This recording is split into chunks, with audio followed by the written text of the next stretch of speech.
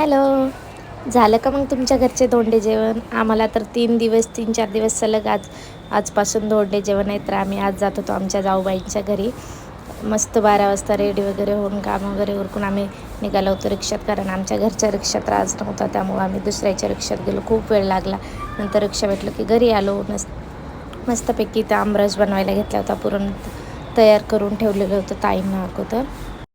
पुरण हे गरम झालं की काही पाहुणे जेवू घातले. आम्ही पुरणपोळ्या आमटी सगळा स्वयंपाक करून, आणि आमची ताई जाणार होते आमच्या नणंदबाई, त्यांना अगोदर वाटं लावलं. नंतर बाकीच्या पोळ्या वगैरे केल्या. त्यांना वाटं लावलं की लगेच आम्ही वरती आलो. नंतर बाकीच्या उरलेल्या पोळ्या केल्या, कारण बरेच जण अजून जेवायचे राहिले होते. अगोदर पोळ्या झाल्या की त्यांना जेवायला वाढलं. आम्ही त्यांना जेवायला झालं की आम्ही लगेच सगळा स्वयंपाक करून घेतला आणि आम्ही पण जेवायला बसलो. मस्त असं सर्व ताटात वाढून घेतलं आणि आम्ही 4घी जणी जेवायला बसलो. Bye bye. आजच्यासाठी एवढंच.